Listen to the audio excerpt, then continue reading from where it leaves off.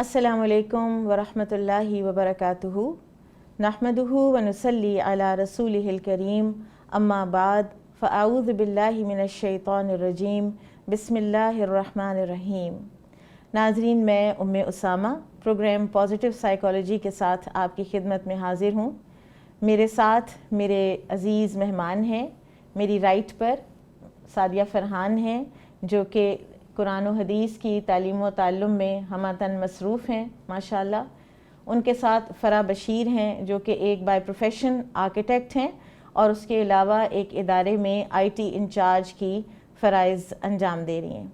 ان کے ساتھ امرین فیصل ہیں جو کہ ایک ادارے میں انچارج ہیں اور کئی سالوں سے قرآن و حدیث کی تعلیم و تعلم میں مصروف ہیں۔ میرے ساتھ ہیں شہلا عباسی جو کہ پچھلے 25 سالوں سے درس و تدریس کے شعبے میں کام کر رہی ہیں اور اس کے ساتھ ساتھ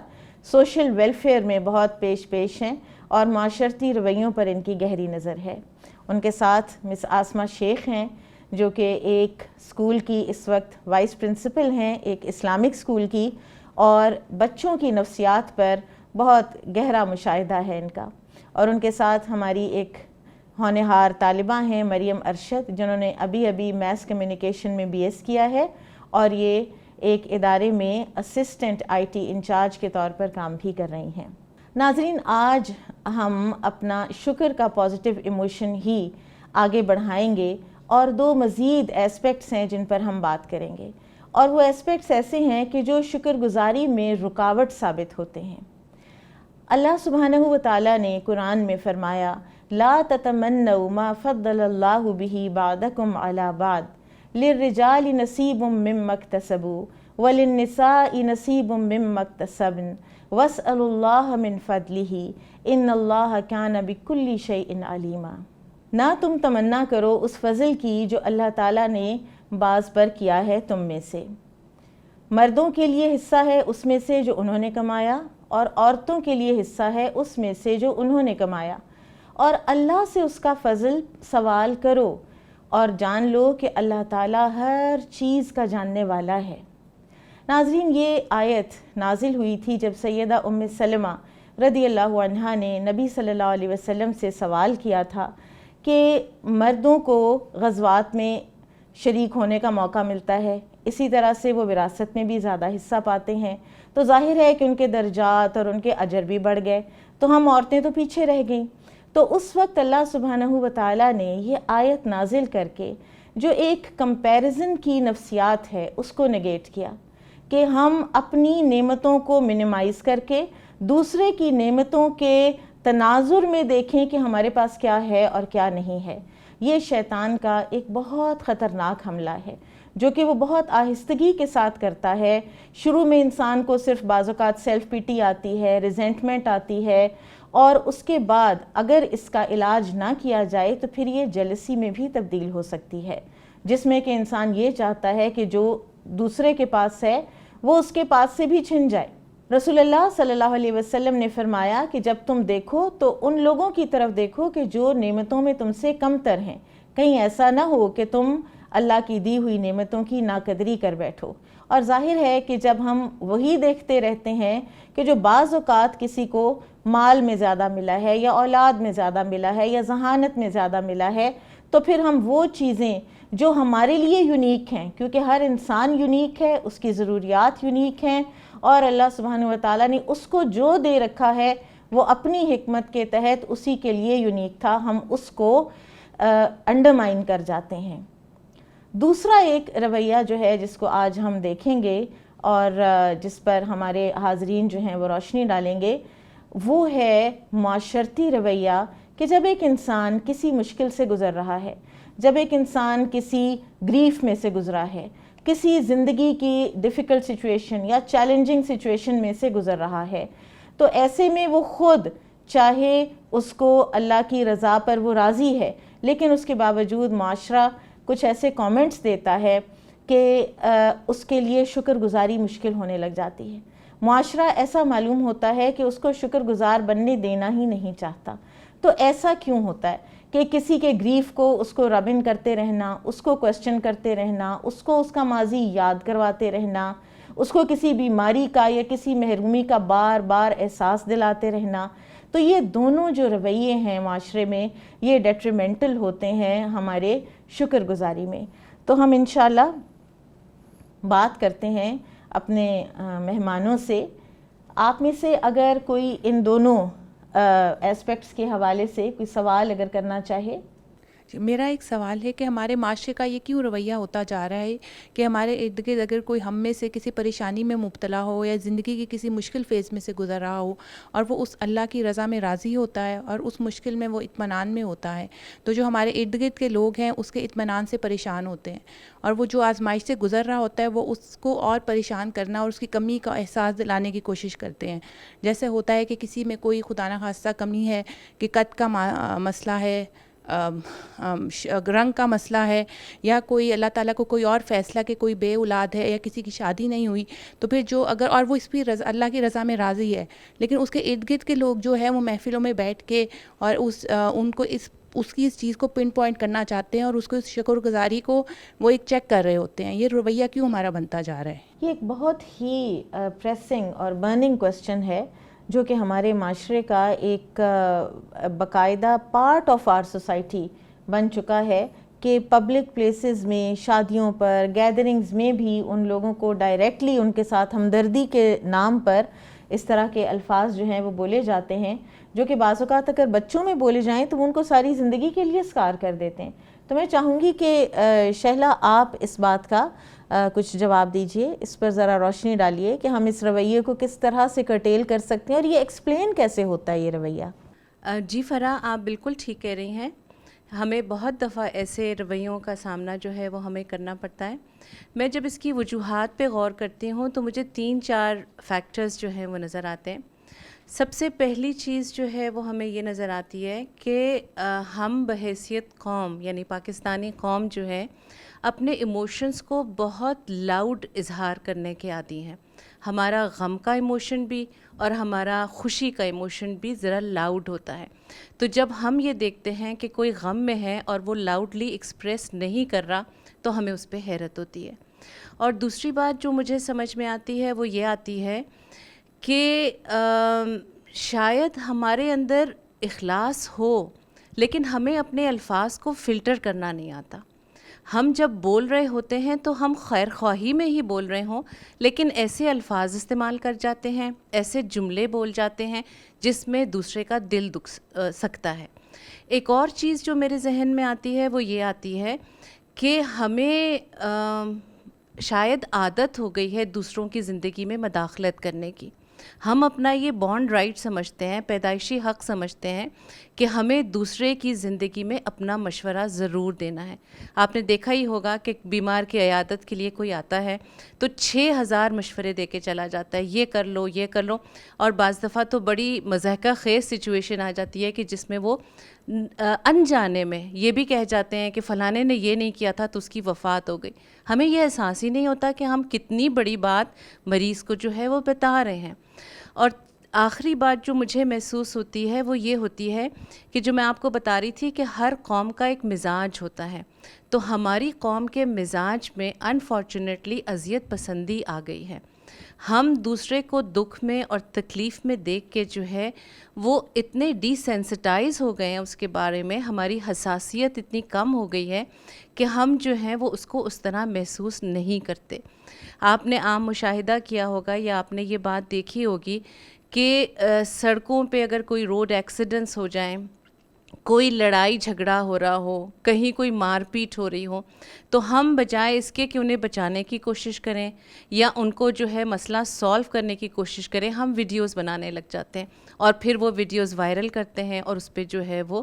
بہت زیادہ جو ہے وہ پسندیدگی کی نظر سے جو ہے وہ دیکھا جاتا ہے۔ یا ہم اپنے ڈراموں ہی کی بات کر لیں کہ آپ دیکھتی ہیں کہ جس ڈرامے میں جتنا بھی ظلم ہوتا دکھایا جا رہا ہوتا ہے وہ زیادہ جو ہیں پاپولر ہوتے ہیں، ان کی زیادہ ویورشپ ہوتی ہے۔ تو مجھے یہی لگتا ہے کہ ہم بحیثیت قوم تھوڑی اذیت پسندی کی طرف چلے گئے ہیں، جس کی وجہ سے یہ ایٹیٹیوڈز جو ہیں وہ ہمارے سامنے آ رہے ہیں۔ بارک اللہ فیکم، بہت اچھے طریقے سے، بہت بھرپور طریقے سے آپ نے روشنی ڈالی۔ اور آپ دیکھیں کہ مزاج اگر ہماری قوم کا یہ ہے تو ہمارے دین کا تو یہ مزاج نہیں ہے. ہمارے دین کا مزاج تو یہ ہے کہ کوئی اگر پیچھے رہ رہا ہے تو اس کو ساتھ لے کے چلو, کوئی اگر ڈاؤن فیل کر رہا ہے تو اس کو اپ لفٹ کرنے کا کوئی طریقہ سوچو. میرے ذہن میں وہ مثال آ رہی ہے سیدنا عبداللہ بن مسعود رضی اللہ عنہ کی, کہ وہ جب ایک دن تشریف لائے اور کچھ ہوا سے ان کا ازار اڑا اور ان کی باریک پتلی پنڈلیاں جو ہیں وہ نظر آنے لگ گئیں, تو بے ساختہ کچھ صحابہ کی in good humour, in good sense ان کی ہنسی نکل گئی. تو آپ صلی اللہ علیہ وسلم نے اس پر بھی اسی وقت ایک بات ایسی فرمائی کہ جس نے عبداللہ بن مسعود کو کہاں سے کہاں اٹھا پہنچایا, کہ عبداللہ بن مسعود انہی پنڈلیوں کے ساتھ جنت میں داخل ہوں گے. تو اللہ تعالی ہمیں توفیق دے کہ ہم اپنی سوسائٹی میں یہی مزاج ہم پیدا کر سکیں. کسی اور کا کوئی اگر سوال ہو, کوئی کرنا چاہے؟ جی میں اس میں کچھ ایڈ کرنا چاہوں گی کہ مزاج کی بات ہو رہی تھی اور وہ اوبویسلی گھروں میں ہی بنتے ہیں. تو جو کمپیریزن ہے یہ آتا ہی تب ہے جب ایک انسان کے اندر ڈیپ روٹڈ انفیریورٹی کمپلیکس ہوتا ہے, اور یہ کہ دوسروں کی نعمتوں کو دیکھ کے جو دل میں جیلسی ایک پیدا ہوتی ہے. تو اگر پیرنٹس میں یہ ایلیمنٹ آ جائے تو آپ دیکھیں کہ وہ کمپیریزن کرنے لگتے ہیں اپنے بچوں کا دوسرے بچوں کے ساتھ, اور اس میں ہوتا یہ ہے کہ وہ ایک ریس سٹارٹ ہو جاتی ہے. اور سوسائٹی میں آپ نے دیکھا ہوگا کہ بعض بچوں کو انہی ریزنز کی وجہ سے ایبراڈ اسٹڈیز کے لیے بھیجا جاتا ہے. کیونکہ میرے فلاں ریلیٹیو جو ہیں ان کے بچے وہاں پڑھ رہے ہیں تو میں نے بھی بھیجنا ہے, چاہے وہ یہاں کتنا ہی ویل پرفارم وہ بچہ جو ہے وہ کر رہا ہو. اور پیرنٹس کی یہ جو انگریٹیٹیوڈ ہے, کمپیریزن ہے, اور یہ جو انفیریورٹی کمپلیکس ہے, آپ دیکھیں یہ انکلکیٹ ہو جاتی ہے بچوں میں. اور جب یہ بچوں میں آتی ہے اور وہ پھر ایسٹ اور ویسٹ کا کمپیریزن کرنے لگتے ہیں, اور وہاں سے یہ چیز کیا ہوتی ہے کہ بچے اپنی ویلیوز کو بھول جاتے ہیں. اور اس میں سب سے پہلے جو پیرنٹس ہیں ان کی احسان فراموشی وہ کرنے لگتے ہیں. I have seen few examples in my life کہ جس میں پیرنٹس نے بھیجا بچوں کو انہی ریزنز کی وجہ سے ابراڈ, اور یقین کیجئے کہ وہ فادر کی ڈیتھ پہ نہیں آئے صرف اس وجہ سے کہ یہاں کی سوسائٹی سے وہ بد دل ہو چکے تھے اس انفیریورٹی کمپلیکس سے. تو کتنے اس کے ہاربل ریپرکشنز ہیں کہ وہ فیملی جس کو اللہ تعالیٰ نے ایک یونٹ بولا ہے, اتنی امپورٹنس دی ہے, وہ جو ہے وہ سپلٹ ہو جاتی ہے اس کی وجہ سے. So one should try to be positive and grateful to اللہ سبحانہ و تعالیٰ. بے شک, اور جو کچھ اللہ تعالیٰ نے ہمیں دیا ہے, ہمارا دین بلا شبہ ایک ایسی چیز ہے کہ ہمیں اس کا شب و روز اللہ کا ہم شکر ادا کریں تو بھی ہم شکر کا حق ادا نہیں کر سکتے. اب دیکھیں کہ بات ہو رہی ہے انفیریورٹی کمپلیکس کی, تو ہمارے لیے تو ایک معیار جیسا کہ اسوہ حسنہ بھی بنایا گیا ہے نبی صلی اللہ علیہ وسلم کی حیات طیبہ, اسی طرح ہمارے لیے ایک معیار بنایا گیا ہے صحابہ کرام کی زندگیوں کو بھی. اللہ سبحانہ وتعالیٰ خود قرآن میں فرماتے ہیں فَإِنْ آمَنُوا بِمِثْلِ مَا آمَنْتُمْ بِهِ فَقَدِ اهْتَدَوْا. تو اگر صحابہ کرام جیسا ایمان ہوگا تو ہدایت ہوگی. تو مجھے ایک صحابی رسول یاد آ رہے ہیں کہ جو ایران کے دربار میں گئے, بادشاہ کے خسرو کے دربار میں, اور وہ اس وقت کے سپر پاورز تھے اور ان کا گرینڈر بہت زیادہ تھا, اور اس میں ان کو وہ جیسے کھانا تھا اور ان کے ہاتھ سے کوئی چیز گری تو انہوں نے اٹھایا اور اس کو جھاڑا اور منہ میں ڈالنے لگے. تو ساتھ ہی ایک مسلمان نے کہا کہ کیا کر رہے ہو یہاں پہ, تم ایسے نہ کرو, یہ لوگ اس چیز کو پسند نہیں کرتے. تو انہوں نے کہا تھا کہ میں اللہ کے رسول کی سنت کو ان احمقوں کی خاطر ترک کر دوں. تو انفیریورٹی کمپلیکسز بھی ہمیں اس وقت آتے ہیں جب ہم اپنے دین پر پوری طرح سے کانفیڈنٹ نہیں ہوتے ہیں.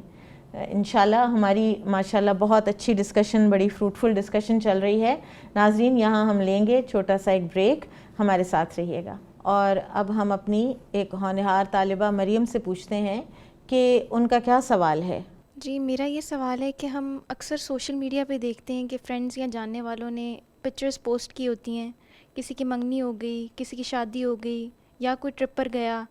کوئی ریسٹورنٹ میں گیا, اچھا کھانا کھایا. یہ ساری چیزیں on and on social media پہ ہم دیکھتے رہتے ہیں, اور یہ دیکھتے ہوئے چاہتے نہ چاہتے دل میں خیال آ ہی جاتا ہے کہ میرا تو ایسا لائف سٹائل نہیں ہے, ان کا ہے, میرے پاس تو یہ نعمتیں نہیں ہیں لیکن ان کے پاس ہیں. ایٹ دا سیم ٹائم ہمیں یہ پتہ ہوتی ہیں چیزیں کہ کسی سے حسد نہیں کرنا چاہیے یا دوسروں کی نعمتوں پہ نظر نہیں رکھنی چاہیے, اپنی جو زندگی میں نعمتیں ہیں ان پر شکر گزار رہنا چاہیے. لیکن جب ہم ایسی سچویشن سے گزر رہے ہوتے ہیں, سوشل میڈیا پہ وہ پکچرز آن اینڈ آن دیکھ رہے ہوتے ہیں, تب ایٹ دیٹ ٹائم ہم اپنی زندگی کی نعمتوں پر شکر گزاری نہیں کر پا رہے ہوتے. اس طرح کی سچویشن میں ہم کس طریقے سے شکر گزار بن سکتے ہیں؟ آپ کا جو سوال ہے وہ بہت ویلڈ ہے، اور ہماری کرنٹ جو سچویشن ہے، خاص طور پر ہماری یوتھ اور پھر اس کے علاوہ ہماری خواتین بھی، جو فیس بک اور یوٹیوب اور انسٹاگرام اور یہ سارے جتنے بھی سوشل میڈیا کے چینلز ہیں ان کو ایکسیسو استعمال کرتی ہیں، ان کا یہ مسئلہ ہے۔ وہ either of the two groups ہوتی ہیں، یا وہ ان میں سے ہوتی ہیں کہ جو روزانہ اپنی کوئی نہ کوئی تصویریں لگا رہے ہوتے ہیں، 40 سال پرانی تصویریں بھی لگ رہی ہوتی ہیں نکل کے، اور اسی طرح سے یا دوسرا گروپ ہوتا ہے کہ جو دیکھ رہا ہوتا ہے اور کہتا ہے کہ اس کی زندگی میں تو کوئی مسئلہ ہے ہی نہیں، ان سے زیادہ کوئی خوش قسمت تو ہے ہی نہیں۔ میں دونوں گروپس کے حوالے سے کچھ بات جو ہے وہ کرنا چاہوں گی۔ پہلی بات تو یہ ہے کہ نمبر 1، سوشل میڈیا کا جو استعمال ہے وہ بہت منیمائز کر دیں، اس کو بہت کم استعمال کریں۔ آپ دیکھیں کہ ہمارے جو اسکالرز ہیں وہ تزکیہ نفس کی جو ٹیکنیکس بتاتے ہیں نا، ان میں سے ایک ہے قلت اختلاط، کم ملنا، یعنی کبھی آپ ذرا تھوڑا سا ڈسٹنس بھی رکھیں۔ کیا ضروری ہے کہ ہر وقت ہم ان رہیں کہ اس وقت کیا ہو رہا ہے، کون کیا کر رہا ہے، کس نے کیا کھایا، کون کہاں گیا؟ ٹھیک ہے، وہ اسی لیے پتہ چلنے لگ گیا ہے نا، کیونکہ ہر کوئی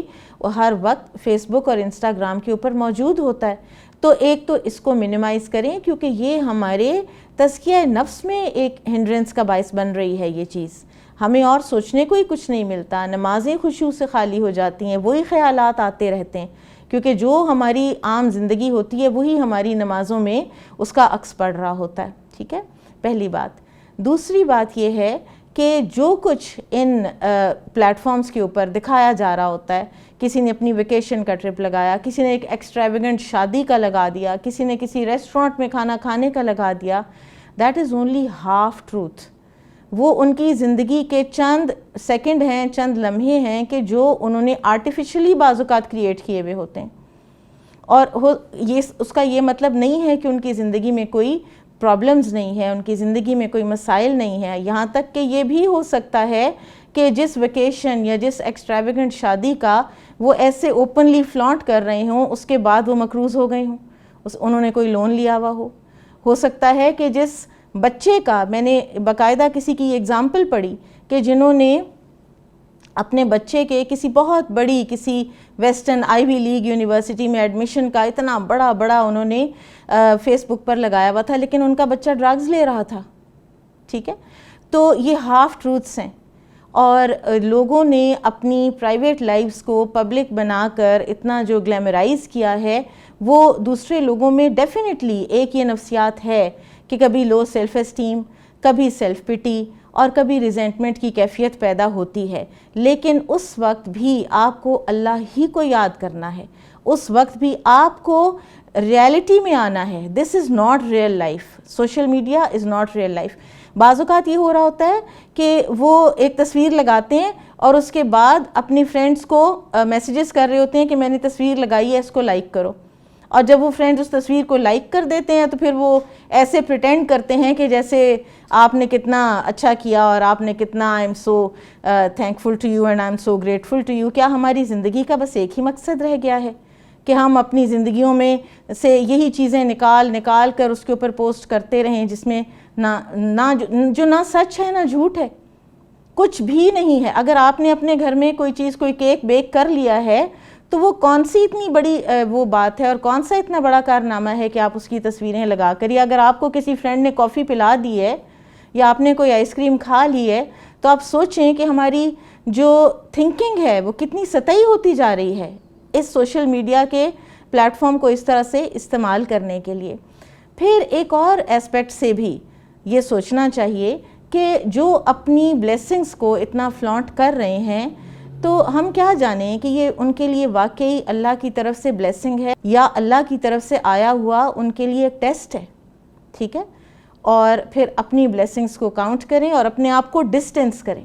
ڈسٹینس کرنا بہت ضروری ہے۔ میں نے آپ کو بتاؤں کہ میں نے ایک عرصے سے فون میں سے فیس بک اور اب یوٹیوب بھی میں نے دونوں ڈیلیٹ کر دیے، کیونکہ انسان ان کو بغیر وجہ کے کھولتا ہے۔ ہمیں جب ضرورت نہیں ہوتی ہم پھر بھی ان کو کھول رہے ہوتے ہیں، اور اس دوران میں ہم کتنا پروڈکٹیو کوئی نہ کوئی کام کر سکتے ہیں، اور اس وقت بھی پھر ہم وہ دیکھ رہے ہوتے ہیں اور اسکرول ڈاؤن کرتے کرتے وہ ایڈکٹیو ہو جاتا ہے. تو لہٰذا جب ضرورت پڑی تو کھول لیں گے، لیپ ٹاپ پہ کھول لیں گے، ٹھیک ہے، یا ڈیسک ٹاپ پہ کھول لیں گے. دوسرا جو ایک اینگل ہے جس سے میں بات کرنا چاہتی ہوں وہ گروپ ہے کہ جو سارا وقت فیس بک کے اوپر اپنے آپ کو پیش کیے ہوئے ہوتا ہے. تو وہ بھی تو ہمارے اپنے بہن بھائی ہیں نا، تو ہمیں ان کو بھی نصیحت ایک کرنی ہے. تو آپ دیکھیں کہ نبی صلی اللہ علیہ وسلم نے فرمایا کل ذی نعمت محسود. آپ اپنی نعمت جب فلانٹ کرتے ہیں، لوگوں کو دکھاتے ہیں، ہر نعمت والا حسد کیا جاتا ہے.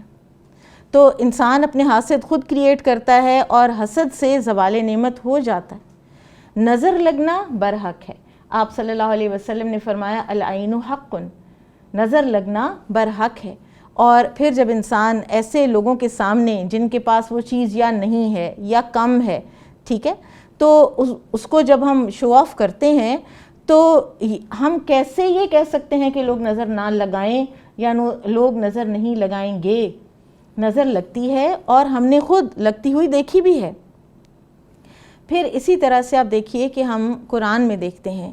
کہ جہاں کہیں بھی قرآن میں یہ نعمتوں کو اور بلیسنگز کو اور ویلتھ کو اس طرح سے شو آف کرنے والے یا اپنی پاور کو شو آف کرنے والے لوگوں کا ذکر آیا ہے تو وہ ناپسندیدگی ہی کے ضمن میں آیا ہے. قارون کا ذکر دیکھیے، قارون نے کیا کیا تھا؟ اپنی ویلتھ کو اس دور کے پلیٹ فارم کے مطابق فلانٹ ہی کیا تھا نا. اس نے اپنی ایکسٹراویگنس کو فلانٹ کیا تھا، اپنے سارے خزانوں سمیت اور ان کی چابیوں سمیت وہ نکلا تھا. تو اللہ تعالیٰ نے کیا کیا؟ اللہ تعالیٰ نے اس کو زمین میں دھسا دیا. اور کل جو لوگ اس کی جگہ ہونے کی تمنا کر رہے تھے وہ کہہ رہے تھے شکر ہے ہم اس کی جگہ پر نہیں ہیں. اسی طرح سے مکہ سے نکلنے والا ابو جہل کا لشکر، وہ بھی بطروں وریا الناس، تکبر کرتا ہوا، لوگوں کو شو آف کرتا ہوا، اپنی ویلتھ اپنی پاور کا ڈسپلے کرتا ہوا، وہ جب میدان بدر میں آیا تو اس کا کیا حشر کیا اللہ تعالیٰ نے. تو لہٰذا ہمیں اپنی پرائیویٹ لائفز کو پرائیویٹ ہی رکھنا چاہیے. مومنوں کے اور اہل ایمان کے جو پوشیدہ معاملات ہیں وہ پوشیدہ ہی رہیں گے تو وہ درست رہیں گے. جب وہ پبلک ہوتے ہیں اور وہ جب سب دنیا کی فیملی بن جاتے ہیں آپ، تو پھر آپ کے پوشیدہ معاملات میں بھی بگاڑ آتا ہے. تو ہمیں بہت ضروری ہے کہ دونوں گروپس اپنے آپ کو کرٹیل کریں، دونوں گروپس اپنے آپ کو اللہ کی اور نبی صلی اللہ علیہ وسلم کی دی ہوئی ہدایات کے مطابق اپنے پرائیویٹ لائف کو پرائیویٹ رکھنے پر اپنے آپ کو آمادہ کریں. جی میں سوال کرنا چاہتی ہوں کہ جب ہم اپنی سوسائٹی میں مختلف طبقات کی طرف غور کرتے ہیں تو امیر طبقے کے بچوں کے پاس ہم دیکھتے ہیں کہ نعمتوں کی بہت کثرت ہے. ان کے ٹیبلز، ان کے فریج، لنچ باکسز وغیرہ مختلف طرح کے کھانوں سے بھرے ہوئے ہوتے ہیں. لیکن جب کھانا سامنے آتا ہے تو وہ کہتے ہیں کہ ہم نے یہ نہیں کھانا، ہم نے وہ نہیں کھانا، یہ تو مزے کا نہیں ہے. اور ان کے لنچ باکسز بھی جو ہے وہ ویسے ہی بھرے ہوئے گھر واپس آ رہے ہوتے ہیں. باہر سے بھی کھانا آ رہا ہے، پسند کا کھانا آ رہا ہے. اور اتنی بہتات کے باوجود نعمتوں کی ہمیں ان کے اندر ناشکری کا ایلیمنٹ نظر آتا ہے. تو یہ جو ناشکری کا ایلیمنٹ ہے اس کو پیرنٹس کیسے کرٹیل کر سکتے ہیں؟ بہت اچھا سوال ہے. اور میں یہ سمجھتی ہوں کہ اس طرح کے جو رجحانات ہیں وہ بعض اوقات ہمارا میڈیا بھی پروموٹ کر رہا ہوتا ہے. ریسنٹلی ایک اشتہار ہے کہ جس میں وہ دکھا رہے ہیں کہ جب ماں سینڈوچز دیتی تھی اپنے گھر کے بنا کے تو بچہ آ کے بلی کو ڈال دیتا تھا، اور جب ماں نے ایک خاص قسم کا پروسیسڈ فوڈ دینا شروع کر دیا تو بچہ جو ہے وہ پھر اب سارا اس کا لنچ باکس خالی ہوتا ہے اور وہ کھا کے آتا ہے. تو اب دیکھیں کہ ایک باقاعدہ سوچ ہے نا جو پروموٹ ہو رہی ہے. تو بچوں کی نفسیات کے حوالے سے میں چاہوں گی کہ آسمہ آپ اس بات پر روشنی ڈالیں. امرین، اس سوال کو سمجھنے کے لیے ہمیں محرکات دیکھنے پڑیں گے کہ وہ کیا وجوہات ہیں کہ جن کی وجہ سے ہمارے بچے جو ہیں وہ ناشکری کا شکار ہیں. سب سے بڑی جو غلطی ہم کرتے ہیں بچوں کی پرورش میں وہ یہ ہوتی ہے کہ ہم ان کو ایک سینس آف انٹائٹلمنٹ دے دیتے ہیں. یعنی بچوں کو یہ لگنے لگ جاتا ہے کہ جو نعمت ان کے پاس ہے وہ ان کی ہے، وہ ان کی کاوش یا ان کی کوشش کا نتیجہ ہے، یا وہ ان کے والدین نے ان کو تگ و دو کر کے حاصل کر کے دی ہے. اور اس سینس آف انٹائٹلمنٹ کی وجہ سے بچے جو ہیں وہ اصل نعمت کا جو اصل منبع ہے یعنی نعمت کے حصول میں جو اصل ذات جو اس کی ریزن ہے وہ اس سے بالکل ایسوسیٹ نہیں کر پاتے. اور یہ جو سینس آف انٹائٹلمنٹ ہے یہ ان کو پھر اس نعمت سے بے خبر بھی کر دیتی ہے, اور اس کے بارے میں ایک اس طرح کی سیلفشنس کریٹ ہو جاتی ہے کہ جس کی وجہ سے وہ صرف اپنی ذات کے بارے میں محدود ہو کے رہ جاتے ہیں. اس کے مخالف سمت میں اگر ہم دیکھیں تو ہمیں نظر آتا ہے کہ جو شکر گزاری ہے اس کی جڑ ہیوملٹی میں ہے, تواضع میں ہے. اور تواضع اس وقت پیدا ہوتی ہے کہ جب بچے کا تعلق اللہ تعالیٰ کے ساتھ جوڑ دیا جائے. یہ میں آپ کو ایک مثال سے سمجھاتی ہوں کہ میرا واسطہ ان والدین سے بھی ہوتا ہے کہ جو اپنے بچے کی نعمت کو نہ صرف یہ کہ فلانٹ کرتے ہیں بلکہ بچے کو باقاعدہ یہ تاثر دیتے ہیں کہ اس کے جیسا دوسرا کوئی نہیں ہے. سو فار ایگزامپل کہ بیگ نیا خریدا ہے تو بچے کو کہا کہ یہ تمہارا بیگ بہت خوبصورت ہے اور تمہارے جیسا بیگ تو اسکول میں کسی دوسرے بچے کے پاس نہیں ہے. اور پھر اس کے بعد یہ جب یہ ایک بچے کے اندر ایک یہ فیلنگ پیدا ہو جاتی ہے تو پھر اس کے بعد اس کو یہ بات سمجھانی کہ اس نعمت میں کسی اور کا بھی کوئی دخل یا کسی اور کا بھی کوئی حصہ ہے, اور شکر گزاری میں بھی کسی اور کا کوئی دخل اور کوئی حصہ ہے, وہ پھر ناممکن ہو جاتا ہے. دوسری طرف ایسے بھی والدین کے ساتھ ہمارا تعلق رہتا ہے کہ جو پہلے دن سے ایک چھوٹی عمر سے بچوں کو کلیئرلی یہ بات سمجھاتے ہیں کہ ہر قسم کی نعمت اور ہر قسم کا فضل جو ہے وہ اللہ کی ذات کے ساتھ وابستہ ہے. تو چھوٹے سے بچے کو ہم کہتے ہوئے سنتے ہیں کہ بیٹا یہ جو آپ نے ابھی چیز کھائی ہے یہ اللہ تعالیٰ نے آپ کو دی ہے, تو آپ اس کو کھائیں اور اللہ کا شکر کریں. تو اس سے تواضع پیدا ہوتی ہے. جب کوئی بھی انسان یا کوئی بھی چھوٹا بچہ یہ بات انڈرسٹینڈ کر لیتا ہے کہ نعمت کے حصول میں اور نعمت کے استعمال میں اور نعمت کو پا لینے میں اس کا اپنا کوئی کمال نہیں ہے بلکہ یہ تو اللہ کی ذات ہے جس کا فضل ہے, تو اس سے تواضع پیدا ہوتی ہے, اور تواضع کی وجہ سے پھر بچے جو ہیں وہ شکر گزاری کی طرف بڑھتے ہیں. ایک اور فتنہ جو آج کل کے دور کا ہے وہ کثرت ہے. اور میں جب بھی کبھی قرآن پاک میں یہ آیت پڑھتی ہوں الہاکم التکاثر تو مجھے بہت خوف آتا ہے,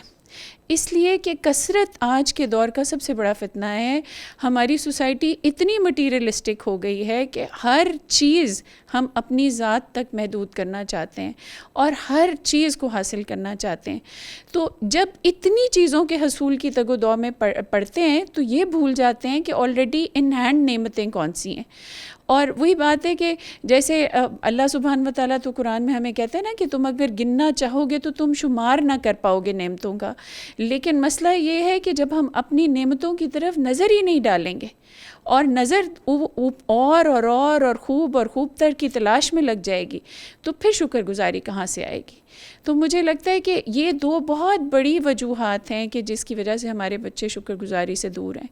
اور تیسری ایک چیز یہ ہے کہ یہ ناشکری کا رویہ پھر ان کو سیلف سینٹرڈ بھی کرتا جا رہا ہے, اور وہ بس اپنے ہی ایک دائرے میں محدود ہو گئے ہیں جس میں ان کی پرسنل چوائسیز ہیں. اور یہ ہماری بہت بڑی غلطی ہے کہ بجائے اس کے کہ ہم چوائس کو ایک محدود دائرے میں قید کریں اور وہیں پہ رکھیں کہ جتنی وہ مناسب ہے, ہم بحیثیت مائیں ہم بہت زیادہ انکریج کر رہے ہیں اس وقت اس کلچر کو چوائس کے. بچے کو کھانے میں چوائس ہے, اس کو لباس کی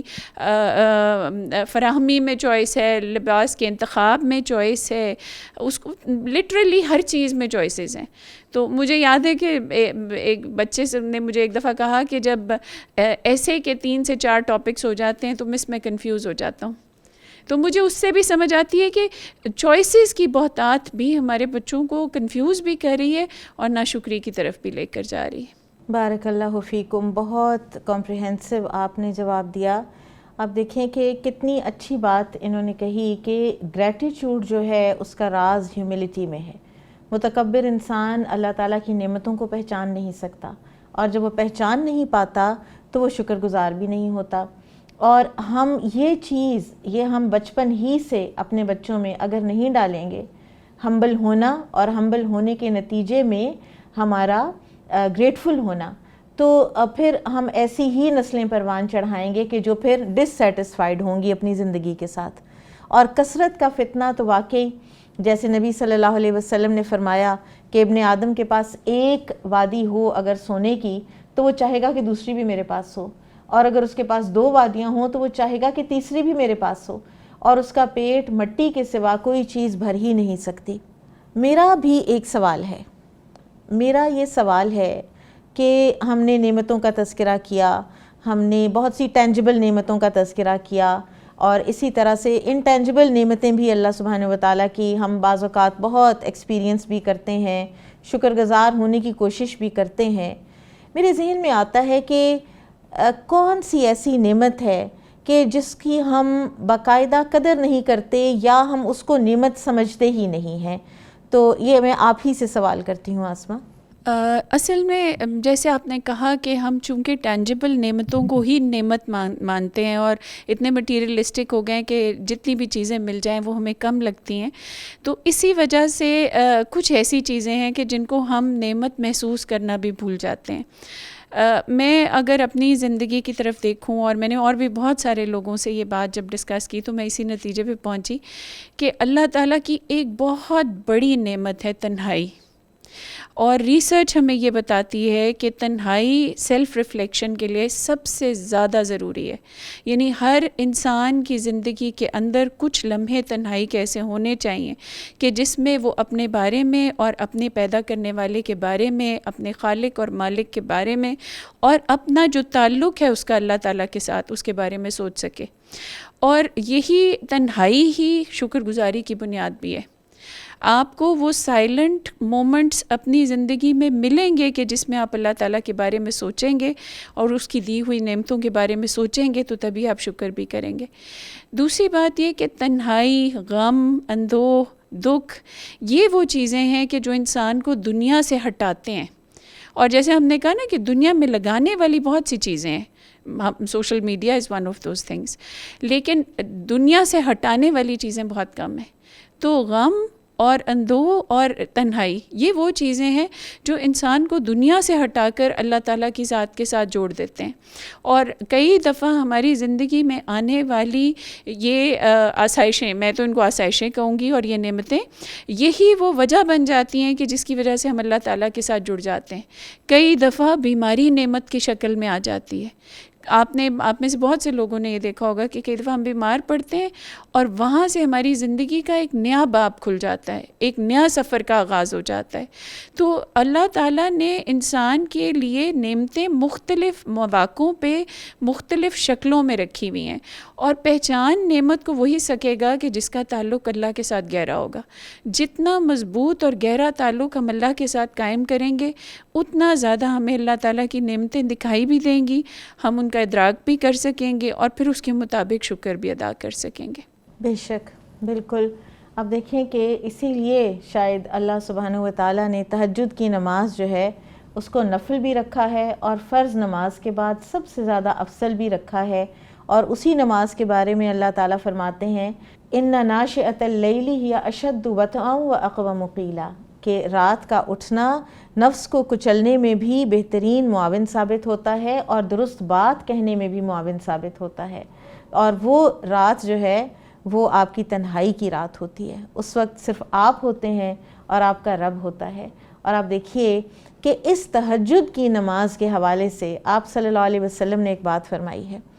کہ جب آپ صلی اللہ علیہ وسلم کھڑے ہوتے اور آپ کے پاؤں سوج جاتے اور آپ اتنا روتے کہ ایک دن بلال رضی اللہ تعالیٰ عنہ تشریف لائے تو انہوں نے عرض کی کہ یا رسول اللہ صلی اللہ علیہ وسلم، آپ اپنے آپ کو اتنی مشقت میں کیوں ڈالتے ہیں؟ آپ کے تو اگلے پچھلے سارے گناہ معاف کر دیے گئے ہیں۔ تو آپ صلی اللہ علیہ وسلم نے فرمایا تھا افلا اکون عبدا شکورا، کیا میں اللہ تعالیٰ کا شکر گزار بندہ نہ بنوں؟ کہ اللہ تعالیٰ نے جو اتنی نعمتیں دی ہیں اور ان کا پھر اللہ تعالیٰ کے لیے رات کو اٹھ کر تنہائی میں اللہ تعالیٰ کا شکر گزار ہونا اللہ تعالیٰ کی مزید پہچان کا بھی باعث بنتا ہے۔ ناظرین، اس کے ساتھ ہم پازیٹیو ایموشن آف گریٹیٹیوڈ کو کنکلوڈ کرتے ہیں کہ پازیٹیو سائیکالوجی میں گریٹیٹیوڈ کو ایک انتہائی مضبوط اور اسٹرانگ ایموشن کے طور پر پیش کیا جاتا ہے، اور ان کا یہ کہنا ہے اور درست کہنا ہے کہ گریٹیٹیوڈ کے ساتھ انسان بہت سی مشکل سچویشنز میں ٹوٹتا نہیں ہے، کیونکہ اس کو اپنے ارد گرد کی نعمتیں بھی نظر آ رہی ہوتی ہیں جو کہ اس کا ایک طرح سے سہارا بن کے کھڑی ہوتی ہیں۔ اسی طرح سے گریٹیٹیوڈ کا معاشرے پر ایک بڑا اچھا اثر پڑتا ہے، اور وہ یہ ہے کہ انسان جب کوئی دوسرا آپ کے ساتھ کوئی نیکی کرتا ہے، کوئی کائنڈنس کا ایکٹ کرتا ہے، تو آپ جب گریٹفل ہوتے ہیں تو آپ بھی واپسی کوئی کائنڈنس کا ایکٹ کرتے ہیں، تو اس طرح سے معاشرے میں کائنڈنس ملٹیپلائی ہوتی ہے۔ آپ کی خالہ نے آپ کو کچھ اچھا تحفہ دے دیا، آپ نے خالہ کو واپسی گریٹفل ہوتے ہوئے ایک خط لکھ دیا، تو کائنڈنس ملٹیپلائی ہو گئی۔ یہ کہنے کے باوجود بھی ہم یہ دیکھتے ہیں کہ اسلام جس طرح سے شکر کو اور گریٹیٹیوڈ کو پروموٹ کرتا ہے، اور جس طرح سے اسلام شکر کی تہوں تک پہنچتا ہے، اور اتنا ایک اوور ویلمنگ یہ کانسیپٹ ہے جو اللہ تعالیٰ نے ہمیں دیا ہے، وہ سائیکالوجسٹ ہو چاہے وہ کوئی ریسرچر ہو، وہ اس کو اس وقت تک ایڈریس کر ہی نہیں سکتا جب تک کہ وہ اس کو قرآن و سنت کی نظر سے نہیں دیکھے گا۔ ہم دیکھتے ہیں کہ رسول اللہ صلی اللہ علیہ وسلم کوئی بھی اچھی خبر ملتی تھی تو آپ کا شکر ادا کرنے کا سب سے پہلا انداز کیا ہوتا تھا؟ آپ سجدہ شکر کرتے تھے، آپ سجدے میں گر جایا کرتے تھے۔ اس سے مجھے ایک واقعہ یاد آ رہا ہے۔ ایک سسٹر نے ابھی کچھ دن پہلے ہی بتایا کہ وہ ہاسپٹل میں تھیں اور ان کے ہسبینڈ بیمار تھے، اور انہوں نے دیکھا کہ وہاں پر ایک ینگ ہسبینڈ اینڈ وائف آتے ہیں اور ان کی بچی بیمار ہے، اور روزانہ ڈاکٹر ان کو کوئی بری خبر دیتا ہے، اور وہ ہسبینڈ جو ہے وہ اپنی بیوی کو دیکھ کے کہتا ہے ناٹ یٹ، ابھی نہیں۔ اور تیسرے یا چوتھے دن ان کو ڈاکٹر نے بتایا کہ آپ کی بچی اب اس دنیا میں نہیں ہے، تو اس نے اپنی بیوی کو کہا کہ ہاں اب ناؤ از دا ٹائم، اور وہ دونوں سجدے میں گر گئے۔ اور وہ کہتی ہے کہ میں اتنی حیران ہوئی اور میں نے ان سے پوچھا کہ آپ کا سجدے کا اس وقت کیا محل ہے، کیا مقصد ہے؟ تو انہوں نے کہا کہ ہم اللہ تعالیٰ کا شکر ادا کر رہے ہیں کہ جتنا عرصہ اللہ تعالیٰ نے ہمیں ہماری بچی دی اس عرصے کا شکر ادا کر رہے ہیں، جتنا عرصہ ہم نے اس نعمت کو انجوائے کیا ہم اس بات کا اللہ تعالیٰ کا شکر ادا کر رہے ہیں۔ تو جہاں پازیٹیو سائیکالوجی میں گریٹیٹیوڈ کو یہی کہا جاتا ہے کہ جب کوئی آپ کو فیور کرے، اور وہ کوئی کون ہے؟ وہ کوئی انسان ہی ہے، وہاں پہ رب کا یا اللہ کا کوئی تصور نہیں ہے، لیکن ادھر یہ ہے کہ زندگی کے مشکل ترین حالات کہ جہاں پر اولاد کی ڈیتھ ہے، وہاں پر بھی ایک شکر گزار انسان شکر گزاری کے لیے کوئی نہ کوئی ایسپیکٹ نکال لیتا ہے، اور وہ نکلتا بھی ہے۔ پھر آپ دیکھیے کہ ہمیں شکر کرنے کے لیے جو ایک چھوٹا سا کلمہ سکھایا گیا ہے، الحمدللہ، ہم دل سے الحمدللہ کہتے ہیں، ہم کھانا کھا کر الحمدللہ کہتے ہیں، تو نبی صلی اللہ علیہ وسلم نے فرمایا کہ کھانا کھا کر شکر ادا کرنے والا ایسا ہی ہے جیسے کہ ایک صابر روزے دار، وہ اسی کی منزل کو پا لیتا ہے۔ پھر اسی طرح سے الحمدللہ اجر سے آپ کے میزان کو بھر دیتا ہے، الحمدللہ تملأ المیزان۔ اور ہوتا کیا ہے؟ آپ الحمدللہ کہتے ہیں، آپ نعمت کا شکر ادا کرتے ہیں، تو اللہ تعالیٰ کا وہ فارمولہ ایکشن میں آ جاتا ہے کہ لئن شکرتم لأزیدنکم، اور ملتا ہے اور ملتا ہے، آپ اور شکر گزار ہوتے ہیں، اور ملتا ہے۔ تو نعمتوں کا اور نعمتوں کے نچھاور ہونے کا ایک، اور نعمتوں کی ابنڈنس کا ایک سلسلہ ہے جو ایک مومن کی زندگی میں چلتا رہتا ہے۔ سو انشاءاللہ اللہ سبحانہ وتعالی ہمیں توفیق عطا فرمائے کہ ہم اس کے شکر گزار بندے بنیں، معاشرے میں ناشکری اور شکر گزاری کو ہنڈر کرنے ایلیمنٹس ایلیمنٹس کو ہم دور کر پائیں، اور اللہ تعالی ہمیں ایک پروڈکٹیو اور ایک مثبت سوچ رکھنے والی نسل کو پروان چڑھانے کی توفیق عطا فرمائے۔ بارک اللہ فیکم، سبحانک اللہم و بحمدک، اشہد ان لا الہ الا انت، استغفرک و اتوب الیک۔ السلام علیکم ورحمۃ اللہ وبرکاتہ۔